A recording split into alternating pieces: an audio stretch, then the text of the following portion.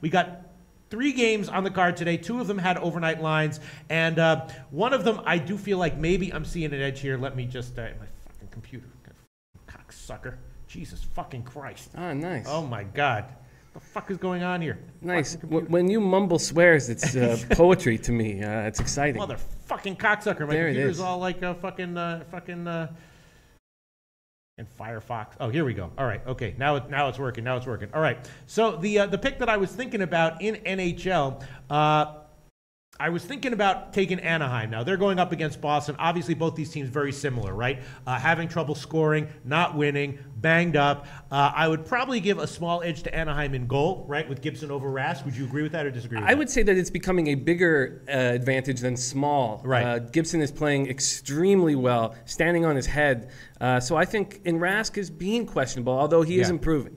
Yeah, right. So Boston could obviously, both teams are off of extended rest, so you don't know what's going to happen here.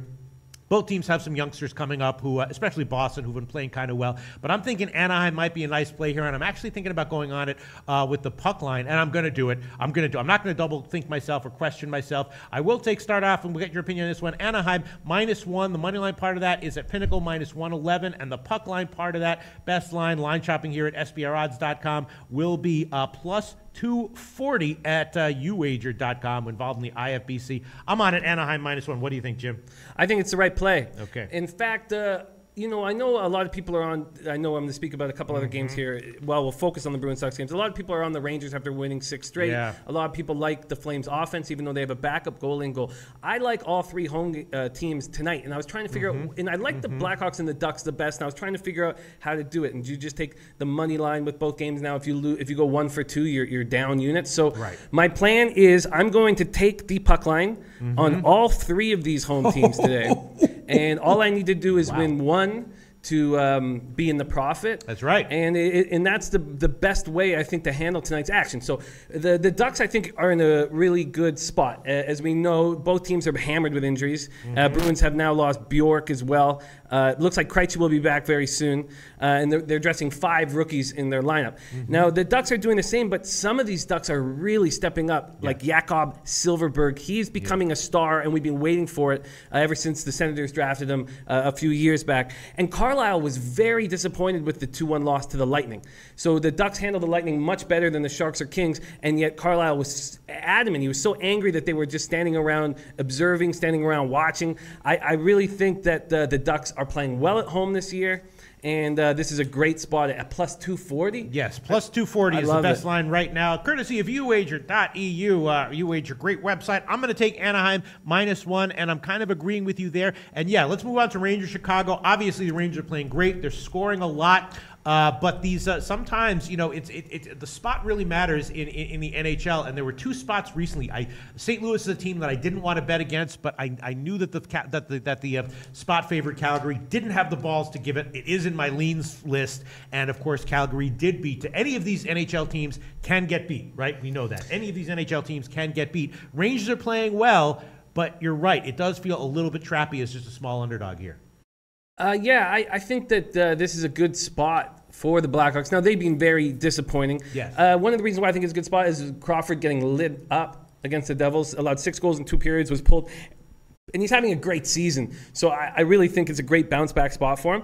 And then what is wrong with the Blackhawks power play? They have Patrick Kane, all this firepower, great defensive pairing, and yet they're 28th in the league at 14.3%. I believe that will change as well. So the reason the Rangers have really blossomed because they finally are getting scoring from somebody not named Zibanejad, and it's Pavel Buchnevich. Scored in 3 straight games, now is 8 on the season. The Rangers desperately needed a second scoring option. I still think they're easy to play against. They have a very good power play, but they're easy to play against. They're well coached. And I like the Blackhawks puck line here a lot. It's another giant number. Yeah, well, not that giant, but it's big. All these puck lines are big. Best line shopping right now at SBRodds.com. Best line would be plus 232 at Pinnacle. So you're going to take Chicago plus 232. Yeah, and I was thinking, like, again, kind of just like a little bit too obvious, maybe a little bit stupid, is taking like the Rangers team total over 2.5. But I've gotten burned a lot of times this year taking the team total overs with teams that have been high scoring, going on the road and at underdog. And in this exact situation, like I got burned taking the Vegas team total over yesterday. Had them at 2.5. They only got to 2. And actually, someone made an interesting comment. I don't want to spend too long on the NHL segment because we have a huge NBA segment to go to. But there was one guy yesterday. I had Vegas against Edmonton. They were a huge underdog, and of course they got blown out. And a commenter, I forgot who it was, made a great point. He said one of these comments like, Edmonton's the play here, trust me. And he said that Vegas got in there, and it was super cold, 0 degrees. Now of course when you're inside, the weather doesn't matter, but maybe it does matter when a team from a hot area like Vegas just is hanging out in Edmonton, and then they have to play a hockey game. Does that matter, Jim? I don't think it matters. No, not that much. Okay. No. I mean, the Edmonton now has the downtown arena and the hotel right there. So before, when they were up, they were way up, halfway up the city, and maybe it would have affected them a little more, even though they still had a hotel right across the street. I don't think it. I just think that Vegas is a really nice spot to fade right now. They completely.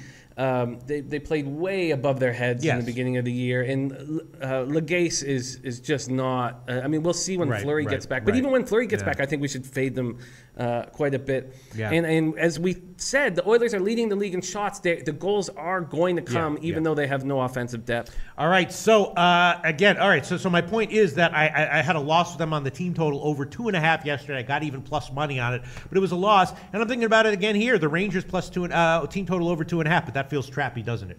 Blackhawks have been very strange this year. They're scoring less and allowing less than I expected. I've been burnt in these Blackhawks games, so I'm much more comfortable at a plus 232 and only losing 1 unit when I have anything to do with the Chicago Blackhawks team. All right, yeah. A lot of people are commenting on my comment here. I always assume that any game indoors weather doesn't matter. But this guy made a great comment yesterday, and I just wanted to get your take on it because hockey is a little bit different because you are in so many sort of remote, cold places a lot of the time. But yeah, Jesus Cabrera says, Pete, that don't mean shit. They are pros. Cleveland Steam R says weather shouldn't mean shit. Most of these guys are born and raised in cold weather environments. Laughing my ass off. Yeah, look, it was just a guy who made a comment that I thought was interesting and wanted to address it, right? Yeah. And sometimes I address stupid comments. Sorry, guys. No, I don't think that's a stupid comment. But I don't think it affects them. They're babied, these professional athletes. Right. yeah, absolutely. All right, so you're on Chicago puck line, Anaheim puck line, and you want the Detroit puck line as well. As of right now, only BetOnline and SportsBetting.ag have it. It is plus 240, which is probably going to be close to what the Pinnacle might have 242, but that's roughly the best line. Plus 240, you want that one as well? I do. Now, I know Eddie Lack looked good in his one game that he started this year, and he played well against the Blues when he came in from Mike Smith. But I know Eddie Lack well, and there's a reason why he's bounced around the NHL. Now, he is a good enough backup goalie, but he's just not good enough. And I think the Flames, after going 5-2 on their 7-game homestand, could get a rude awakening, even though they are 4-2 on the road. The Wings are getting Justin Abdelkader back, which will help. I think this is a spot where the Flames, after a great homestand, could be have a letdown game.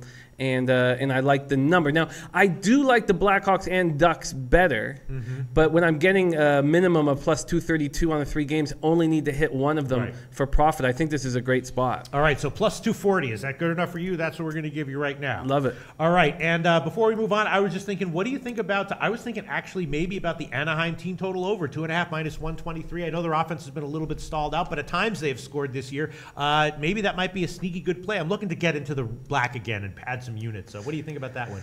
No?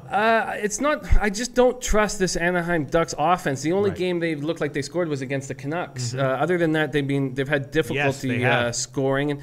And Silverberg is starting to play well, and they now have a system in place without Getzlaf and Kessler.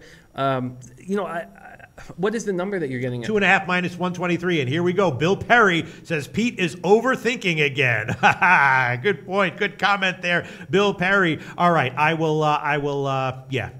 pass on that one. I won't overthink it. I'll keep it simple. If I had kept it simple yesterday, I would have had a nice couple units up. Instead, I started overthinking, and I was like, Vancouver first period under, team total under, and then bam, all of a sudden it's like bam, bam, bam, bam, 6 units down. Well, I think the Canucks as an under team was something we should hit all year long. Right. I had the first period under, which went to 2, and then I had the Canucks team total under 2.5, and that cashed. I didn't take the full game under 5.5, which did cash. So I'm really kind of snake bit a little bit. All right, I won't overthink it. Let's move on. I'm on Anaheim -1, and Jim's on the puck line. All 3 home teams: Anaheim +240, Detroit +240, and Chicago +232. All right, let's move on. Jimmy the Bag. How about that? Hey guys, thanks for tuning in to our channel. Now, we've put a lot of work into producing all these free videos, so please help us out and keep all our content free for you forever by simply liking, sharing, commenting, and subscribing. Now, not to mention, a visit to our industry-leading website will warm the hearts of all our SBR employees, especially myself. Now, the links are over there to the left, so do check those out. Thanks for watching.